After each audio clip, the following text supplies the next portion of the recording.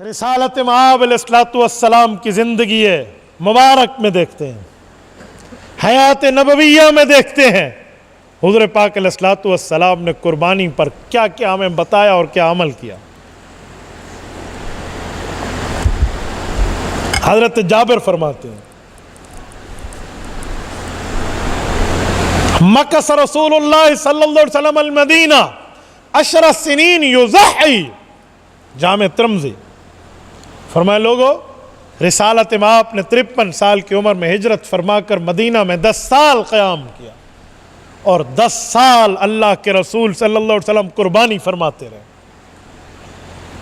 10 साल कुर्बानी फरमाते हैं। आओ ज़रा रसूलुल्लाह सल्लल्लाहु अलैहि वसल्लम के निसाब को देखते हैं कि क्या कोई एक साल ऐसा भी आया रब्बे करीम के इस रसूल करीम पर जब वो इतने मालदार हों, क्या उनके पास 52.5 तोला चांदी जितना माल जमा हो चुका हो। और ये भी याद रखें, 52.5 तोला चांदी और 7.5 तोला सोना, ये आपकी और मेरे वजन है। हुजूर के ज़माने में ये तोला बोला नहीं होता था। रसूलुल्लाह के ज़माने में दिरहम और दीनार होते, दिरहम चांदी का, दीनार सोने का। जिसके पास 20 दीनार होते या जिसके पास 200 दिरहम होते, कुर्बानी का हुक्म दे दिया जाता। आज 20 दीनारों को तोलो जो सोने वाले हैं।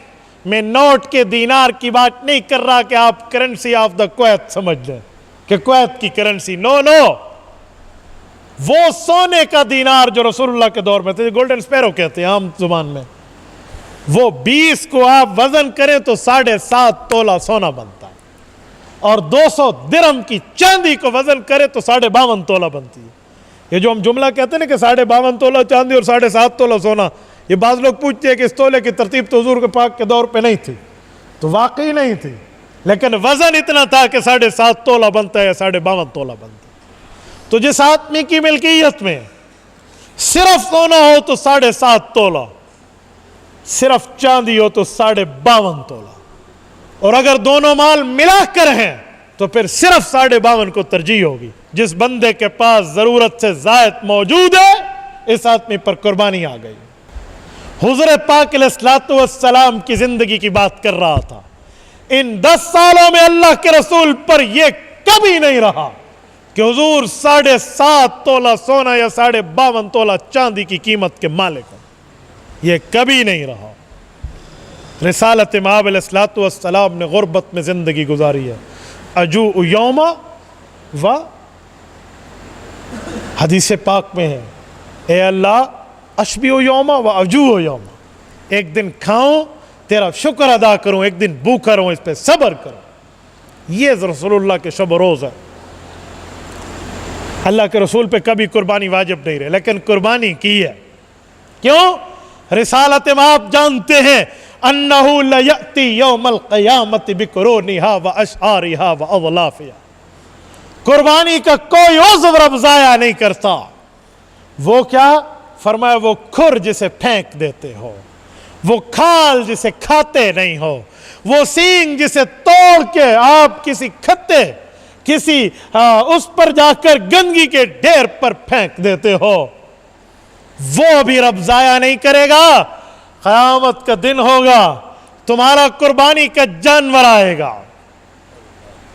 वो जानवर के हिस्से जो तुमने खाए वो तो होंगे, और जो तुमने फेंक दिए वो खुर क्यों ना हो, वो सींग क्यों ना हो, वो बालो खाल क्यों ना हो, वो खून क्यों ना हो।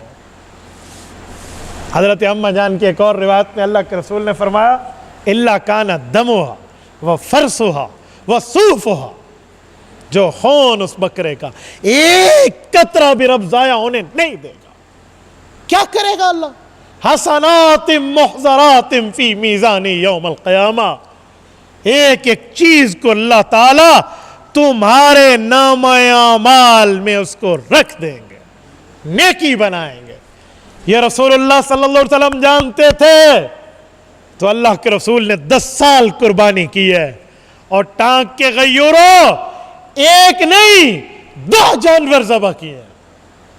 जामे तिर्मिज़ी जिल्द 2 अब्वाबुल अज़ाही उठाएं, सैयदना हैदर कर्रार, हजरत अलीउल मुर्तजा साहिब जुल्फकार रज़ियल्लाहु अन्हु इरशाद फरमाते हैं, अज़हा बिकबशैन, अल्लाह के रसूल दो जानवर ज़बह फरमाते, जब एक पे छुरी होती तो फरमाते अल्लाहुम्मा हाज़ा अन्नी, अल्लाह ये अपने नबी की तरफ से कबूल फरमा ले। और जब दूसरे पे ज़बह करने के लिए छुरी रखते तो अल्लाह से कहते, अर्ज करते, अल्लाह अम्मन लम युज़हि मिन उम्मती, मेरे अल्लाह मेरे उम्मत के उन गुरबा की तरफ से भी मेरी कुर्बानी कबूल कर ले जो कुर्बानी की ताकत नहीं रखते। पूरी हयात नबविया में जब कुर्बानी का हुक्म आया और जब अल्लाह के रसूल दुनिया से रुखसत हुए, ये यूं ही सिलसिला चलता रहा। और सैयदना अलीउल मुर्तजा रज़ियल्लाहु अन्हु बावजूद के खलीफा वक्त है, खलीफा राशिद है, खलीफा इस्लाम है, हजारों किलोमीटर मुरब्बा मील की जमीन पर सल्तनत खुदादाद के रईस हैं हजरत अली, लेकिन अपने घर का हाल देखें तो कुर्बानी अलीउल मुर्तजा पर भी नहीं आती, लेकिन कुर्बानी की है। और ऐसे ही दो बकरे, एक लेते अपनी तरफ से और दूसरा रसूलुल्लाह की तरफ से।